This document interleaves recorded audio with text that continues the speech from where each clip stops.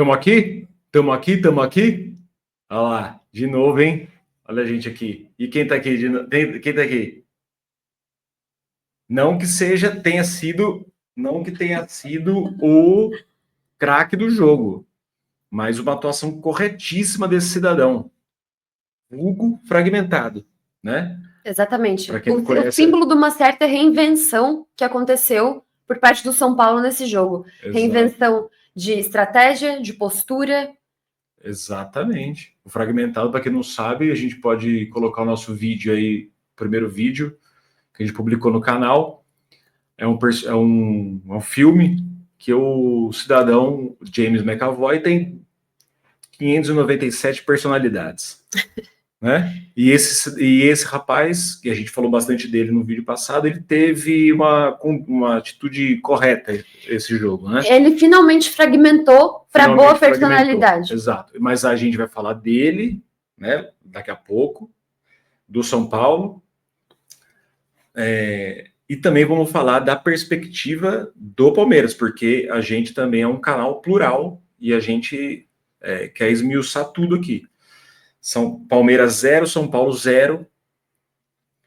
Rafael, quem sabe, só o tempo dirá, salvou o emprego do Zubeldia, né? Também vamos tratar disso.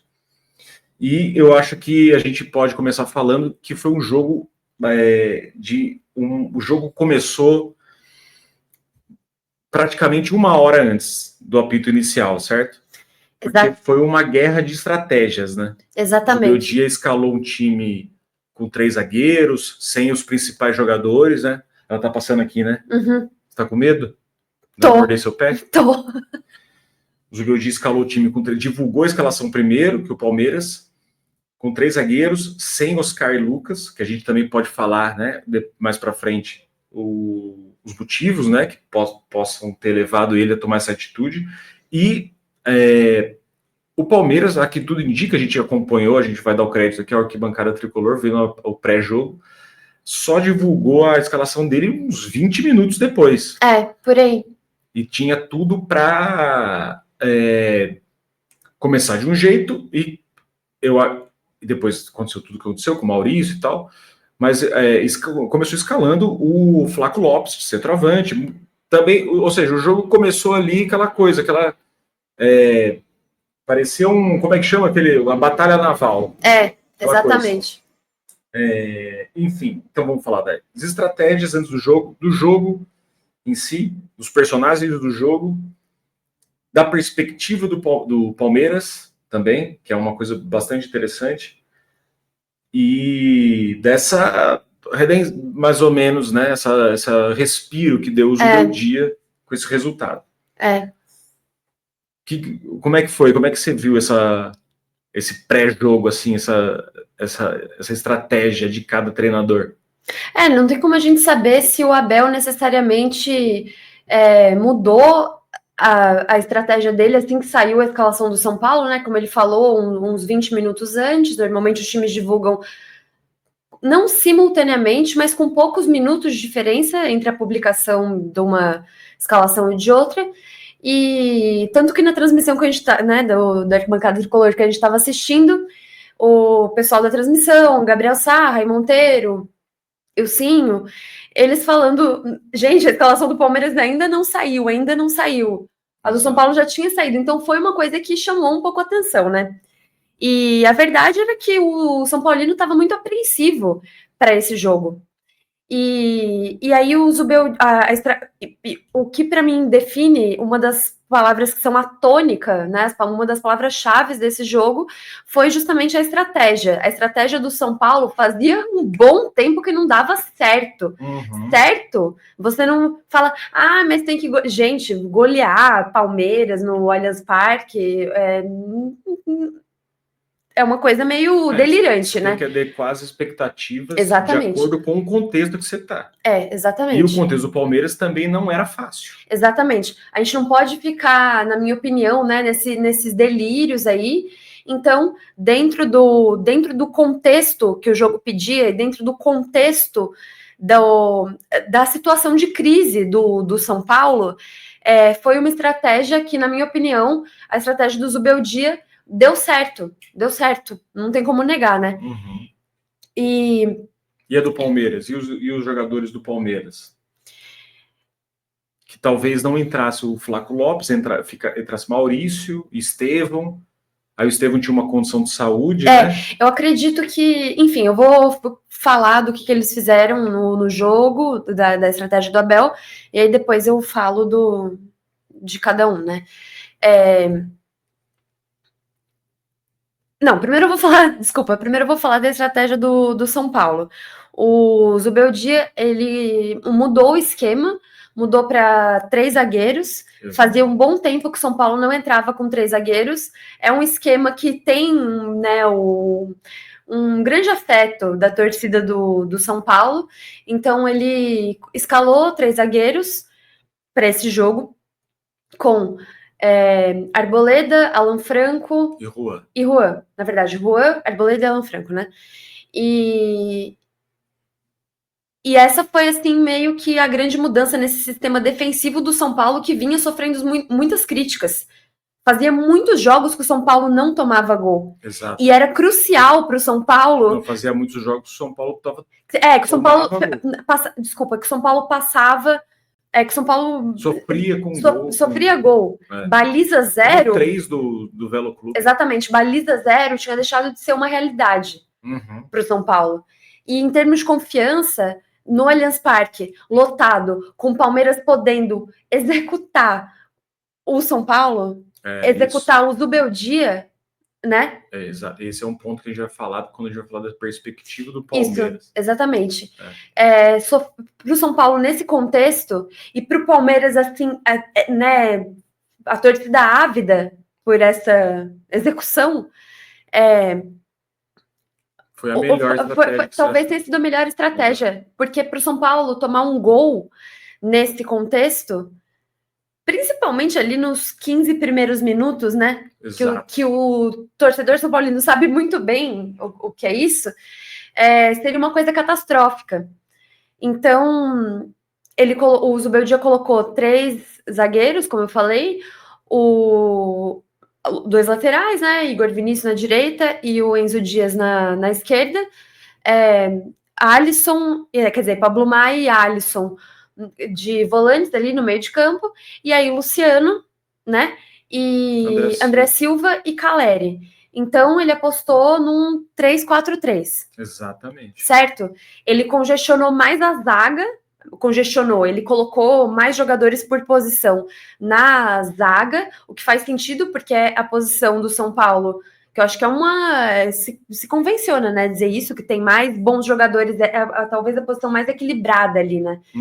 E ele optou, como você falou, por tirar os craques mesmo, né, Oscar, Lucas, do time. Eu até vi isso publicado no GE, que foi por conta do gramado sintético mesmo. Eles já vinham de um desgaste de... Em condições normais, da minha opinião, em condições normais, numa primeira fase de Campeonato Paulista, você já não precisaria colocar esses jogadores para jogar nesse tipo de terreno. Correu risco, né? Mesmo assim, eu acredito que o Zubeldia foi corajoso na escalação dele, porque imagina só, alguém com a corda no pescoço não fazer valer das suas principais estrelas para poder salvar a ele mesmo. Exato. Então ele podia pensar, eu quero que se dane. Ele pensou no time, na sequência da temporada. Ele pensou na sequência da temporada, não vou machucar ninguém aqui. Ele pensou na sequência da temporada do que no imediatismo que seria ele tentar se salvar. Exatamente.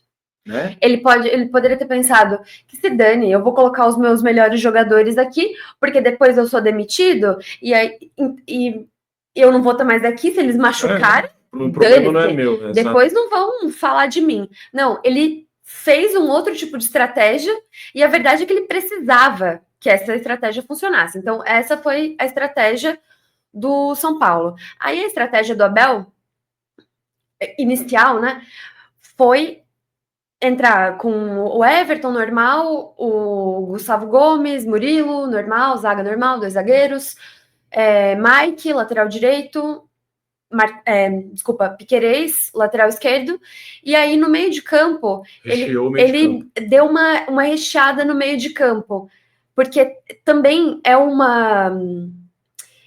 essa proteção da zaga do São Paulo, né? Os volantes do São Paulo não vinham bem, certo? Exatamente. Então, o Abel, acho que ele buscou, não sei, colocar mais gente nesse meio de campo, e o Flaco Lopes, enfim, aí ele colocou, eu até anotei aqui, gente, porque... O M. Martinez.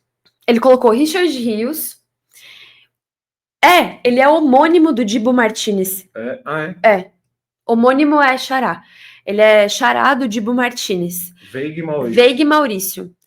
E aí depois só o Flaco Lopes na frente. Você falou do Flaco Lopes, que talvez ele não fosse jogar e tudo mais.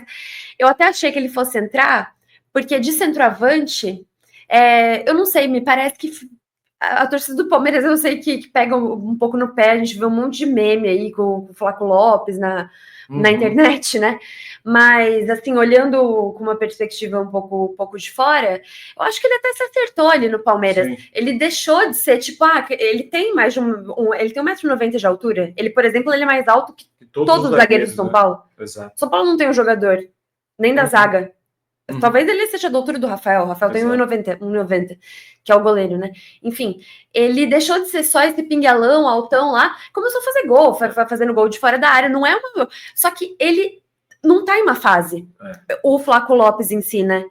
E, enfim, aí ele entrou. Só que aos 3 minutos de jogo, essa estratégia do Rios Martinez, Veiga e Maurício, ela acabou sendo desmontada ali, porque o Maurício, depois, né, de um lance lá, com 3 minutos de jogo, machucou o ombro, meio que sozinho, já caiu chorando, mostrou ele no banco depois, parece ser sério, né? E aí entrou o Estevão e o torcedor de São Paulo pensa, nossa, machucou o titular, aí vai entrar o Estevão. Exato, o Estevão tava você via a imprensa assim, né, com bastante expectativa que o Estevão fosse o titular para esse jogo, porque ele até não jogou tanto os jogos passados do Palmeiras, e só que daí, quando foi lançar a escalação, né, foi dito que ele estava com um quadro de amidalite, então ele ia ficar no banco, e acredito que ele fosse entrar, só que não tão cedo, não com 3 minutos de jogo. Aí ele precisou entrar, e o torcedor do São Paulo já ficou assim, meu Deus do céu, e agora? Saiu um bom, entra o melhor.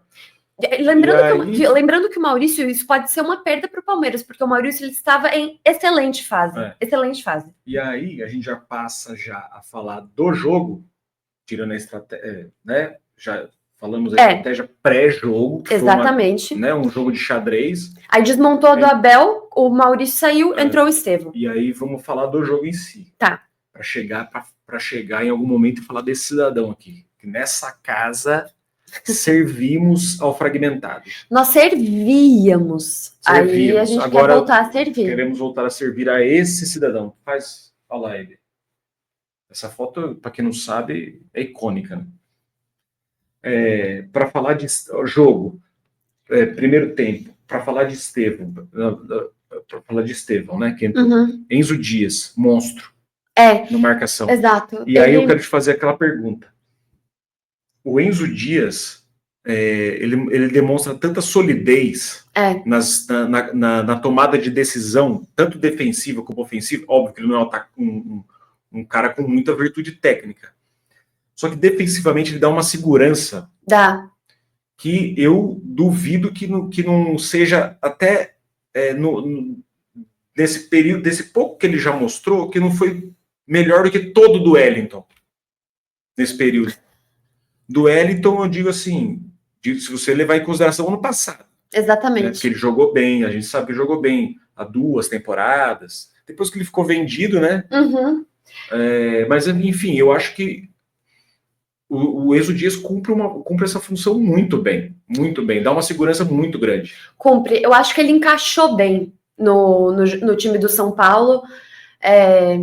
Que eu estava até falando para você, ele soube aproveitar esse fator da novidade, né? E às vezes em 2 jogos ninguém aguenta mais olhar para a cara do cara, No caso do Enzo Dias, foi rigorosamente o contrário. Ele soube se aproveitar desse fator da novidade e ele apresentou, até nos jogos muito ruins do São Paulo, uma seriedade muito grande. Eu acho que às vezes é tanta seriedade e você dá para ver que ele é competitivo. Exato. Ele era um dos poucos, e hoje não foi um dos poucos, foi um dos jogadores, mas se destacou nisso, nessa diminuição de passe, de mastigar um pouco ali, né? Os jogadores que passam, como gosto de dizer o BG, pelas bandas, né? E ninguém se criou do lado dele. Não, ninguém se criou do lado dele. Outro detalhe do Enzo Dias é que ele tem um certo sangue frio que vem, talvez, um pouco com o fato dele ser um jogador experiente. Ele já tem 29 anos, né? Então, ele tomou cartão amarelo no jogo muito cedo. Inclusive, ele toma bastante cartão amarelo. Mas eu acho que a torcida não acha ruim disso, porque é um jogador de muita entrega. E o São Paulo, assim, não só o São Paulo, qualquer time precisa disso, né? Sim. E ainda mais numa posição muito carente no mundo em geral. É difícil você conseguir acertar com o lateral. O São Paulo passa muito por isso. Então o Enzo Dias foi até uma surpresa, né? Porque, esse cara eu não sei. Enfim, ele chegou já, e aí tem o Wendel, né? Então talvez o Wendel chegou, talvez ele esteja produzindo bastante justamente para tentar se garantir, fica uma competição boa, sadia, né? Saudável para os dois, né? E do outro lado, Igor Vinícius. Isso. Que também eu achei que ele fez uma partida defensiva, né? Muito boa. Ofensiva também. Ele deu um pique lá uma hora, conseguiu garantir a posse de bola para o São Paulo no ataque depois do pique, porque tava uma coisa rara nesse jogo, né? Então ele conseguiu fazer isso, ele teve uns lances lá que ele driblou uns dois, o problema é o passe depois, mas isso é ser fragmentado. Só que o Igor Vinícius, ele não estava fragmentando mais pro bem. Por isso que a gente só dá esses apelidos assim para quem a gente gosta. A gente gosta. E aí que tá, a gente estava conversando, eu acho que o Igor Vinícius deveria fragmentar mais a partir do momento que ele recebe a bola e caminha para o meio do campo. Exatamente, que foi os lances que ele acertou. Os lances que ele causa perigo, porque ele surpreende o zagueiro. Quando ele vai na linha de fundo, é difícil, é duro, porque ele não sabe cruzar e tal. Exatamente. Esse jogo ele teve mais vigor físico, né? Vigor. Foi muito bem. E era uma função muito crucial para o São Paulo nesse jogo, porque, como você disse, Pablo Maia e Alisson, só os dois no meio de campo, estava muito vulnerável. Parecia que estava pouco. Então, os laterais, eles tinham que ter essa percepção, os alas, né, tinha que ter essa percepção que, às vezes, ele não tinha que ficar acompanhando o cara até o fundo. Ele tinha que fechar no meio de campo para ajudar. O fundo era a banda era do zagueiro. Então, o Igor Vinícius, surpreendentemente, fragmentou e teve essa percepção. Então, jogou o primeiro tempo do São Paulo. Eu acho que o primeiro tempo do São Paulo foi muito bom. Foi muito bom. E outra coisa, o Palmeiras teve poucas finalizações, né? O São Paulo também, mas melhor para o São Paulo. O São Paulo foi para empatar. E aí é uma coisa que eu acho que a gente não pode deixar de falar, que é o seguinte, em termos de estratégia de jogo, né? O Abel Ferreira, você vê que o Palmeiras não pressionou o São Paulo no campo de ataque. Porque o Abel Ferreira é um ser cauteloso por essência. E pragmático. Isso para mim é um elogio, tá? Para mim. O São Paulo não causa risco ao adversário saindo com a bola, obviamente. E o São Paulo, quando o Zubeldia coloca 3 zagueiros, ele já anuncia que ele não vai sair com a bola. Ele vai fazer o jogo de ligação direta, porque tinha 2 jogadores altos, pivôs fortes, André Silva e Caleri. Exatamente. O Abel Ferreira, cautelosíssimo do jeito que preferiu segurar, ele não optou por avançar o time, como o Palmeiras costuma fazer, jogando em casa. Isso. Abafar. Ele esperou, o São Paulo ficou com a bola, boa parte do tempo, dos minutos no primeiro tempo, tocando a bola de forma estéril, mas administrando o resultado. Né?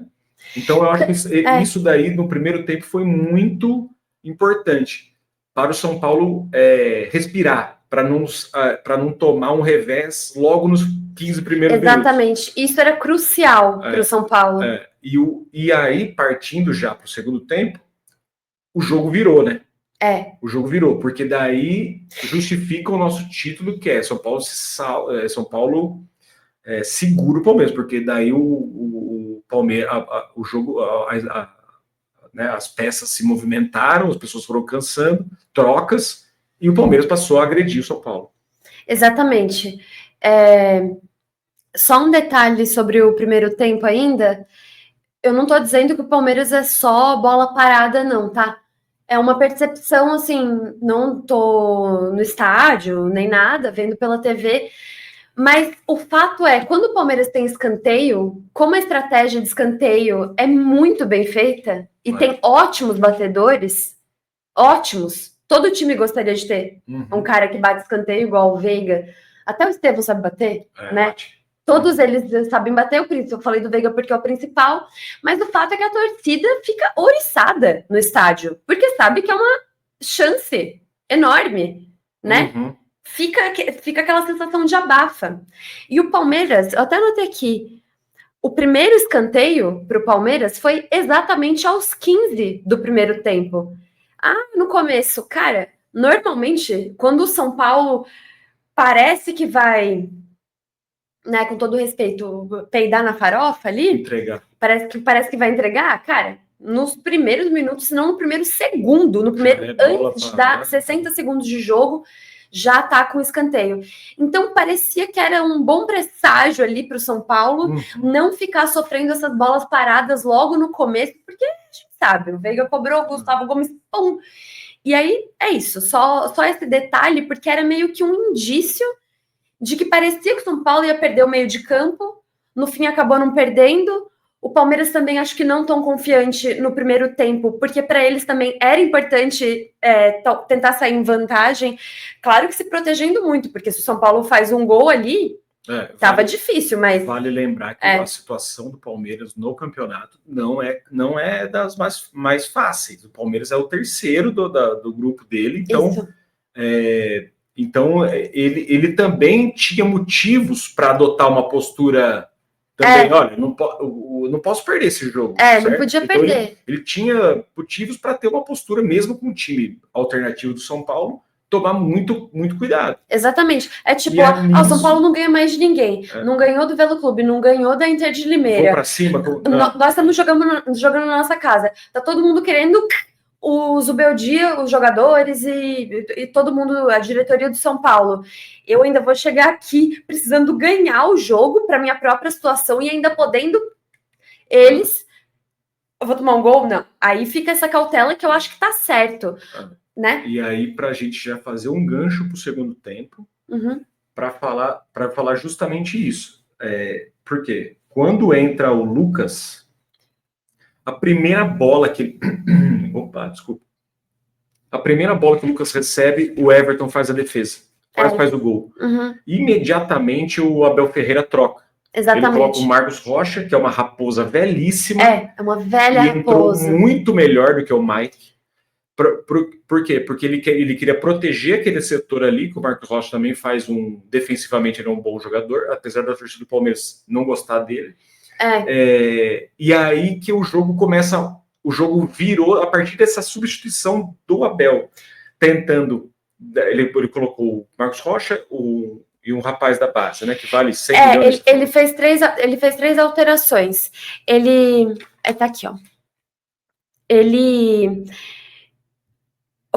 logo com 15 minutos, só para, enfim, ilustrar um pouco melhor. Melhor não, mas botar mais numa cronologia. Logo aos 15 minutos do segundo tempo, o Zubeldia tirou o André Silva, que não estava mal no jogo, não estava mal, estava ali, né, conseguindo, enfim, cumprir a função. Não, que coisa maravilhosa, mas não estava tão mal, não. Mas acabou saindo para a entrada do Lucas.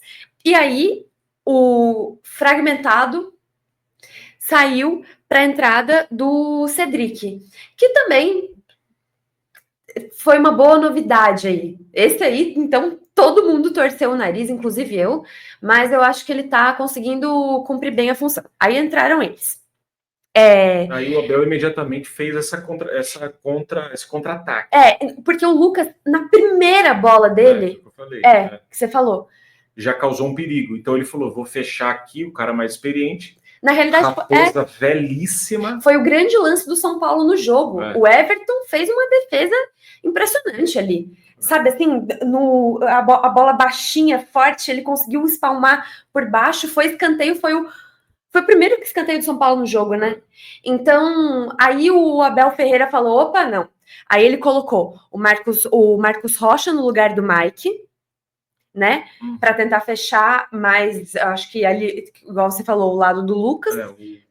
O Rio saiu e entrou o Aníbal Moreno. E aí o Veiga saiu para a entrada do Alan. E às vezes a gente fica, nossa, quem é esse jogador e tal? Acho legal trazer essas informações, né?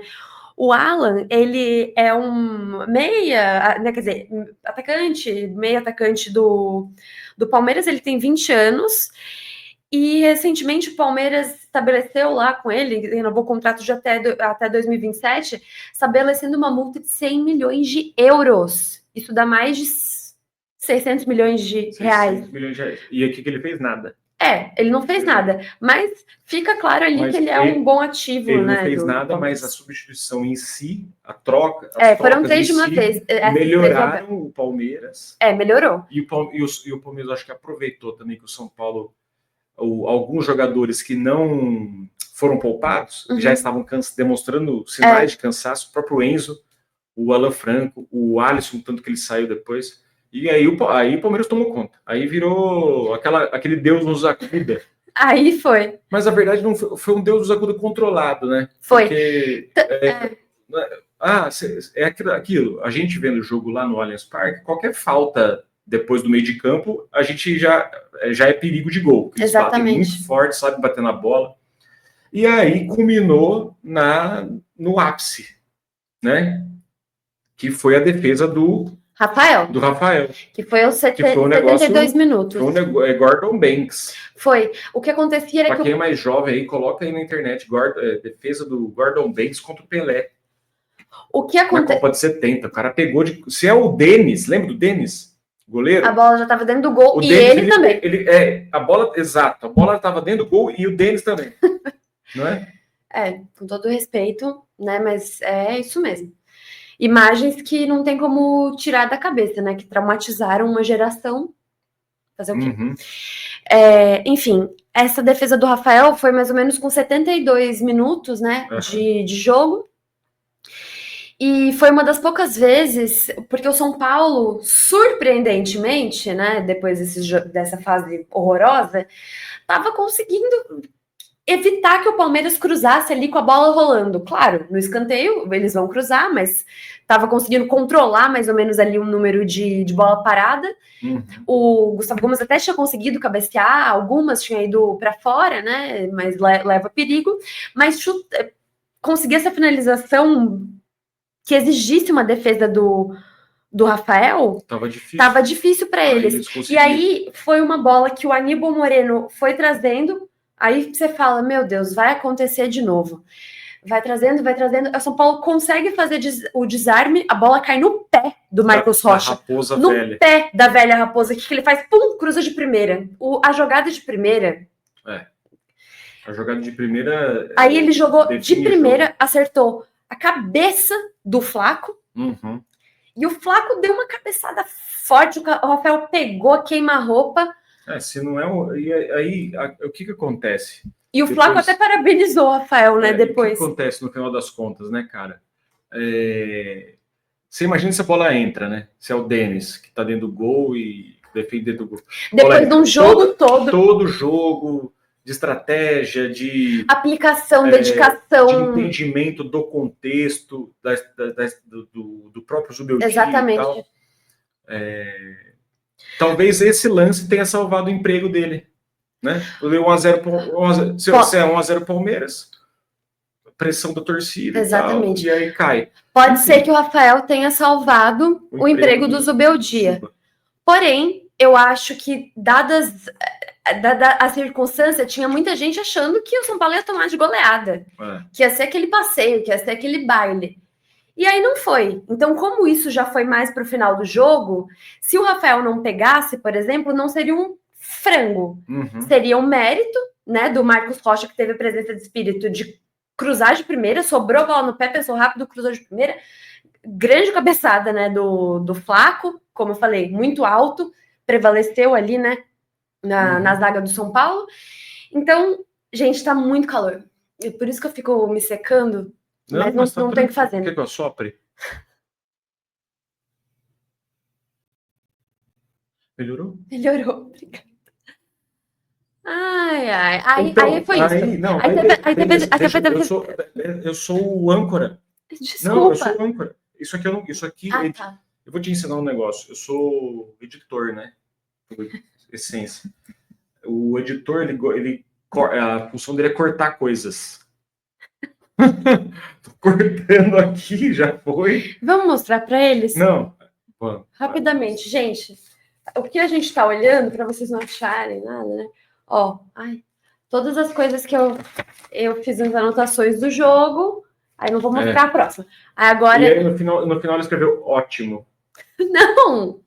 Tá. E aí... Ótimo embaixo, velha raposa. Então, enfim. São Paulo 0-0. 0-0 para o São Paulo esse jogo, né? Exatamente. E aí a gente chega aonde? E aí a gente vai ver a sequência do Campeonato de São Paulo e tal. Vamos ver aonde que o São Paulo é capaz de ir. E eu acho que a principal lição que fica... Respirou, para terminar, fechar o balaio. Isso. Respirou, não perdeu o clássico. Exatamente.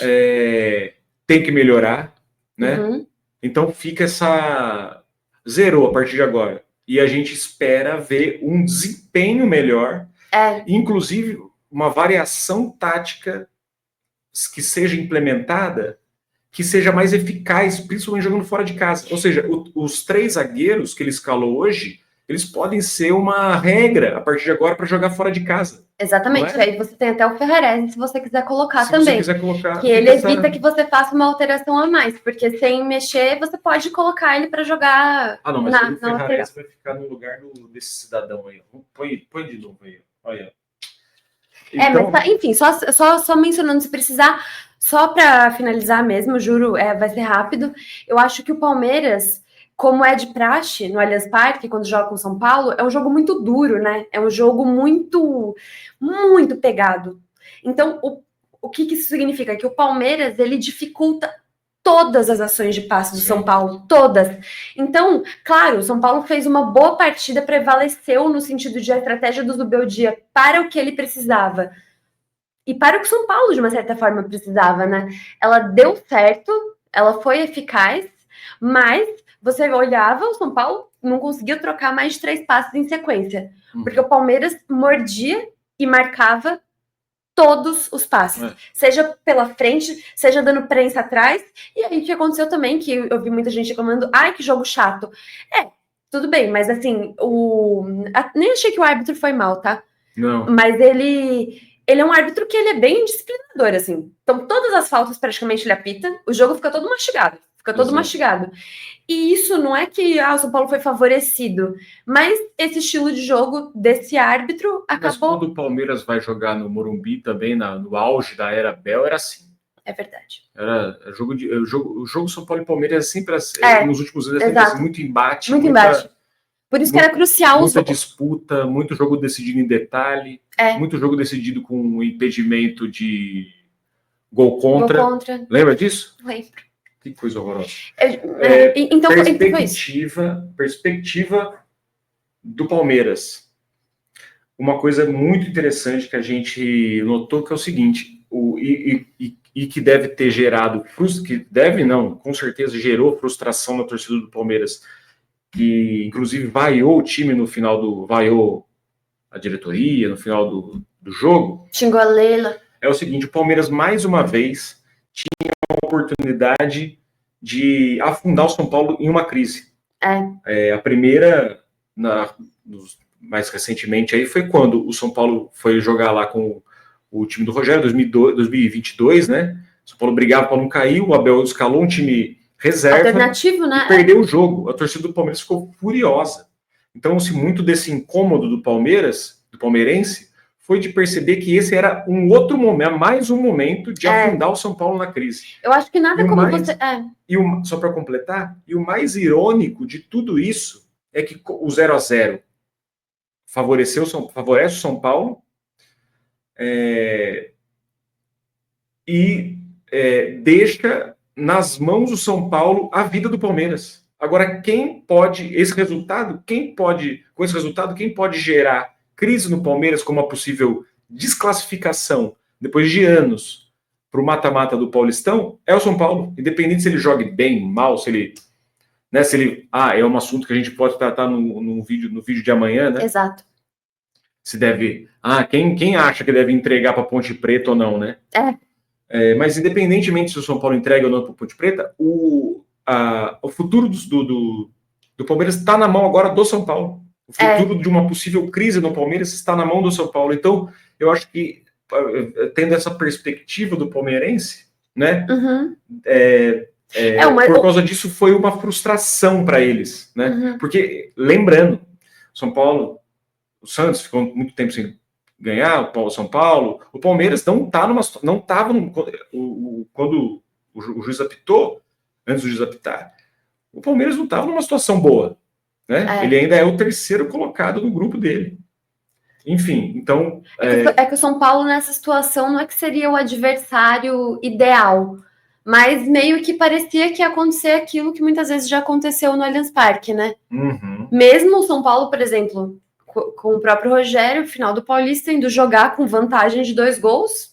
Exatamente. Então, era mesmo, enfim, o São Paulo, nesse caso, tinha feito um grande jogo, era o Palmeiras que estava meio em viés de baixa, e eles conseguiram, mesmo assim, prevalecer. Dessa vez, era o São Paulo que estava em viés de baixa, o Palmeiras vinha do 3-0 sobre a Inter de Limeira, estava em viés de alta, e nada como você esmagar o seu rival dentro de casa, colocando ele numa situação de demissão de técnico. Exato. De interrupção de um trabalho,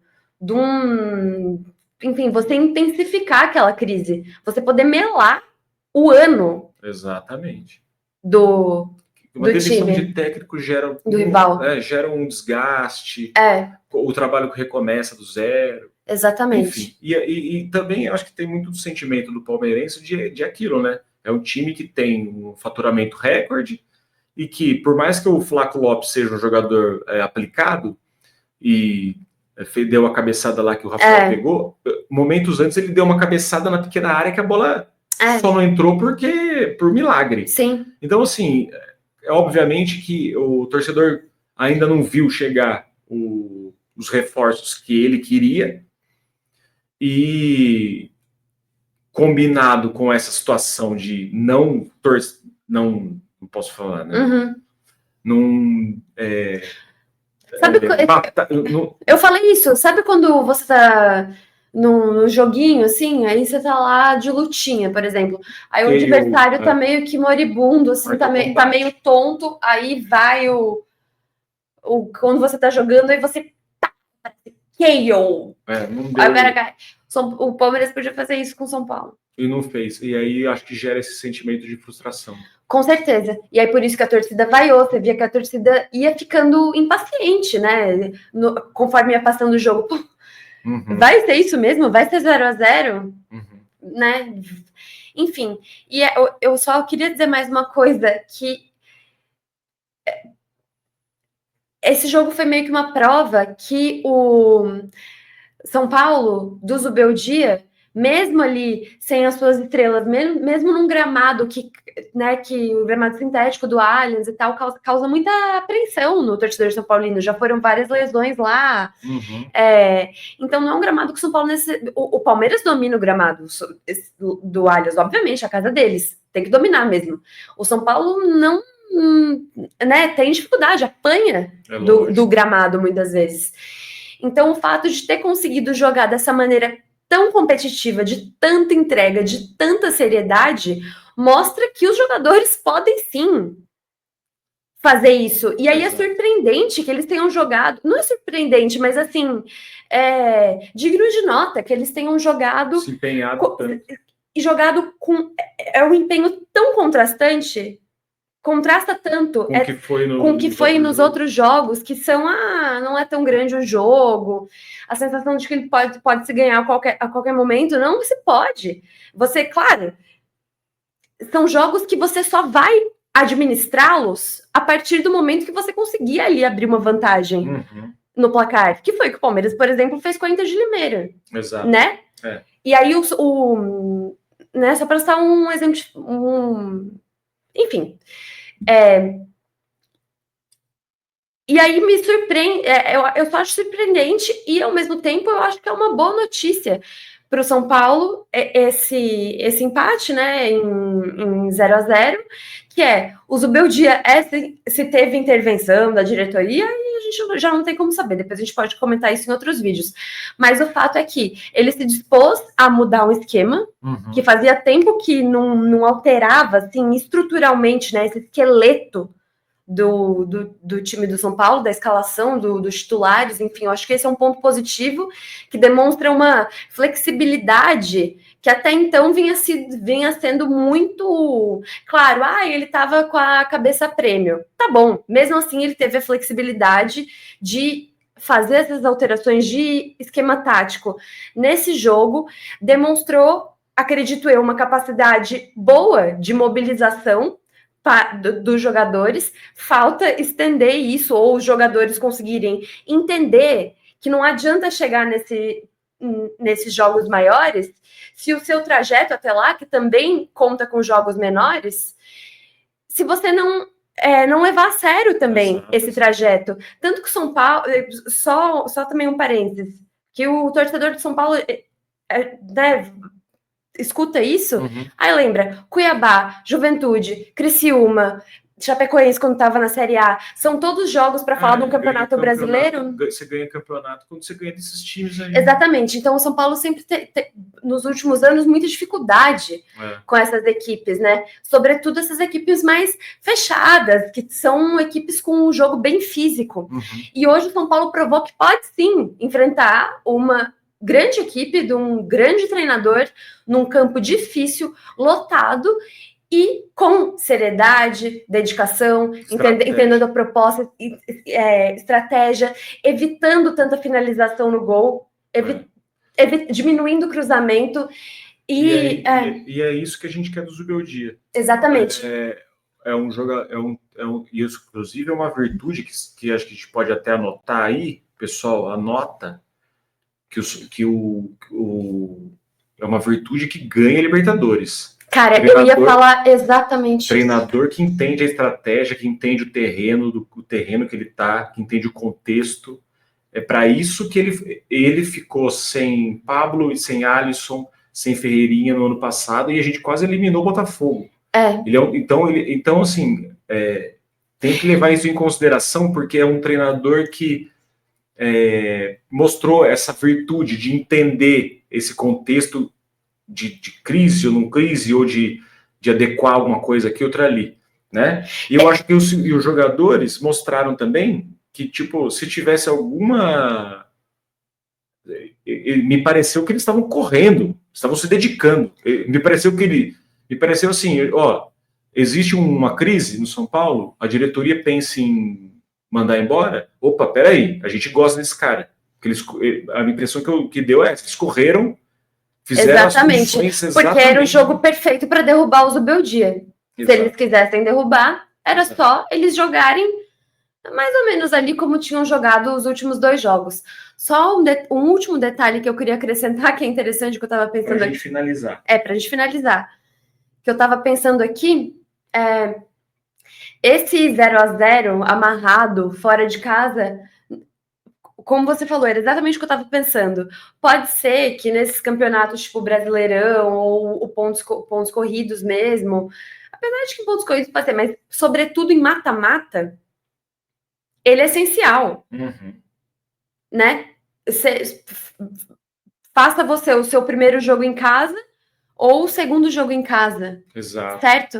Um 0x0 contra o Flamengo. 0x0 contra o Flamengo. Mata-mata de Libertadores. Exatamente. E o Zubeldia, esse não é o primeiro 0x0 amarrado que ele faz em campos difíceis, campo mesmo, gramado difícil, torcida empurrando muito. Vou citar os exemplos que eu tô lembrando de cabeça agora. Ele... Nacional, exatamente, Nacional do Uruguai, na Libertadores do ano passado, muita gente chiou, nossa, que jogo horroroso, nossa, que jogo horroroso, foi 0x0, nunca vi o São Paulo jogar tão mal, ele amarrou o jogo, e no Morumbi, enfim, aconteceu aquilo com o esquerdo, mas não tô falando desse jogo, tô falando do jogo de ida. Contra o Botafogo, também, né? São Paulo, o jogo de ida foi lá no Rio. Cara, mas não sei o que. O jogo terminou 0x0. É isso que eu sei, claro. Foi um massacre no primeiro tempo, mas no segundo tempo ajustou.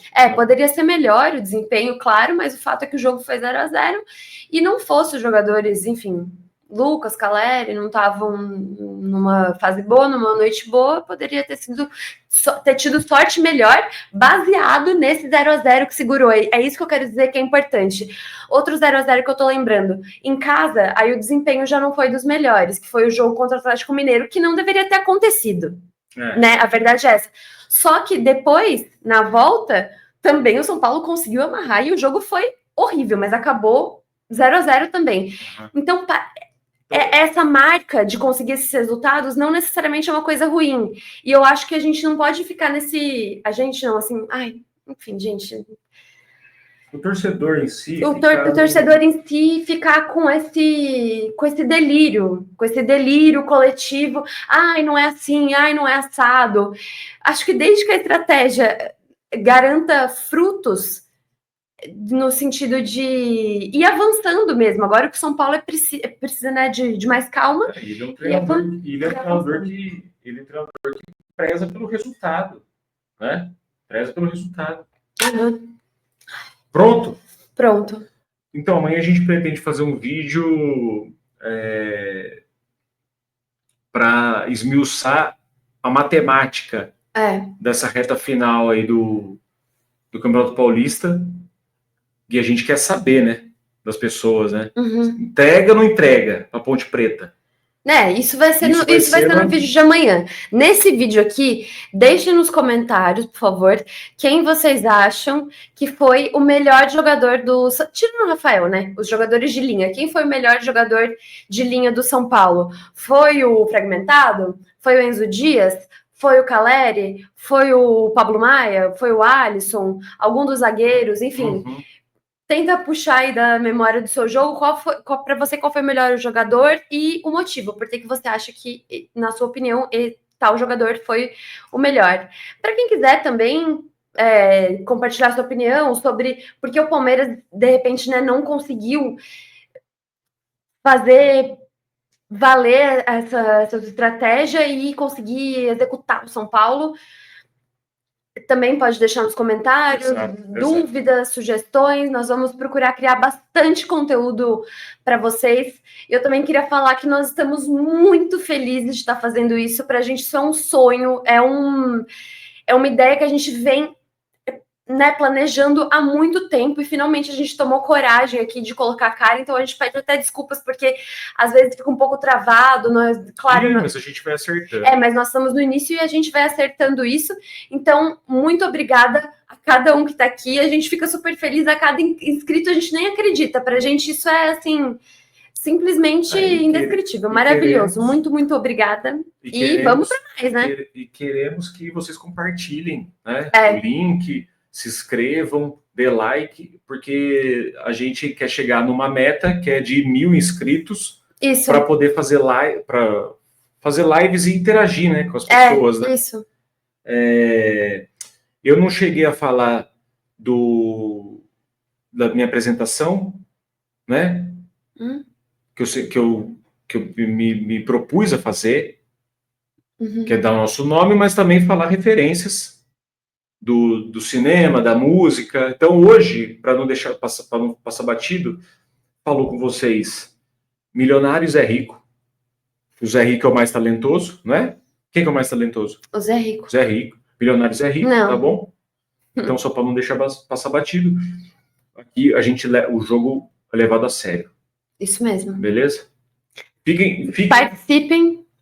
Participem e fiquem com a imagem desse cidadão aí. Fragmentado. Um beijo. Tchau. Beijo, obrigada.